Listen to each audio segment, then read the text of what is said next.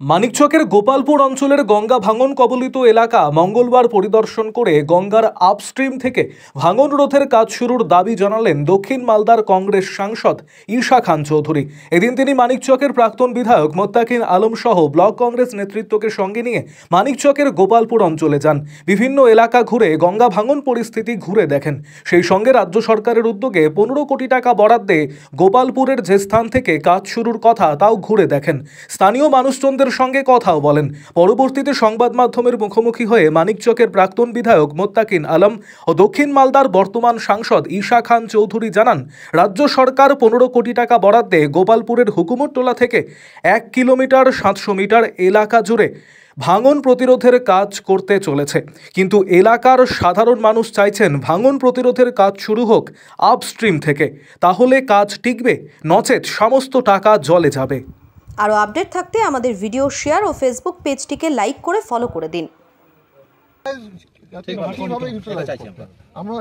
আমরা বলছি বললেন আমরা চাইছিলাম পেলাম না, তবু যে দিলে এই কাজটা সঠিক করতে নাহলে এটা দিবার লাভ নেই। আবার সিমেন্ট ব্যাগ যদি দেয় এবারে, আর আপনারা বলছি আপস্ট্রিম থেকে যত সম্ভব এটা বাড়াতে হবে। আমি আরে 5 কোটি একটা সরকারের কি আছে কিছু আরামসে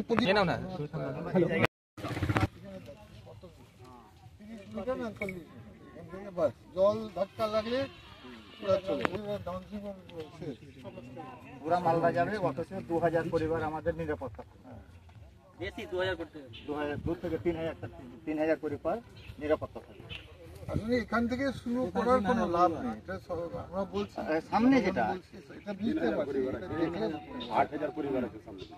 এখানে ডাউনস্ট্রিম যত কাজ হবে এটাও ওয়াশআউট হয়ে যাবে, কারণ এখান থেকে জল ঢুকে বাস ডাউনস্ট্রিমের কাজ হবে। যত ডাউনস্ট্রিমে কাজ হবে আরো 200 মিটার অধিক থেকে করতে চাইছি, ওইজন্য আমরা চাইছি আপনি যত সম্ভব 1700 মিটার হচ্ছে আমাদের 1700 মিটারটা এখানেও আছে, ওই সাইড আর ওইখানে কম রাস্তা আছে।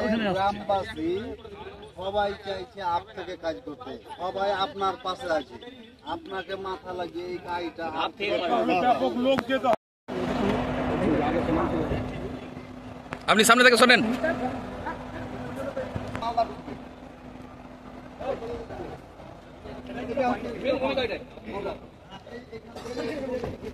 আগে দেখা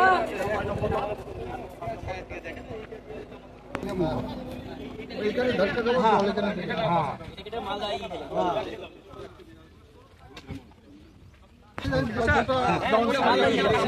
আরো কাছে দাদা, ওইটা আরো কাছে দেখতে এখান থেকে নদীর দূরত্বটা একসঙ্গে যেন আসে,